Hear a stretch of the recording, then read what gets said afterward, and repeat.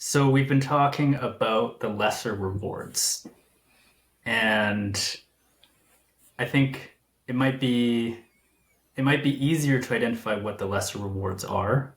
Being like, oh, it's lust and fleeting desires, distractions, all that. Serving someone else, working for somebody else, and but my question is, what is the greater reward? What is that ultimate reward that at the end of the story, when the boy reveals who he is and is given princess's hand in marriage and becomes heir to the next kingdom, what is that?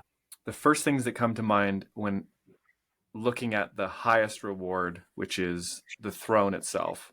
Essentially, you're asking me, what is the nature of the throne? What is the nature of kingship, right? This is telos. Contentment, genuine merit, and legacy. These are the three things that came to mind. So contentment is to say that, well, let's look at the example. If he got with the princess before he was given her hand, he might have had pleasure, but he would have lost that and not had the contentment that comes along with being for real chosen by a woman. That's a huge piece. And being chosen not based off of fascination or obsession, as was the case in the first instance, but of authentic recognition of the quality of his character. And this is where it brings us into the idea of genuine merit. There's nothing more gut tightening when we're watching a movie or reading a book than reading a character who is given something that they absolutely don't deserve. And we know that for ourselves. And you might say, oh, well, maybe I'm just playing small, blah, blah, blah. Sometimes.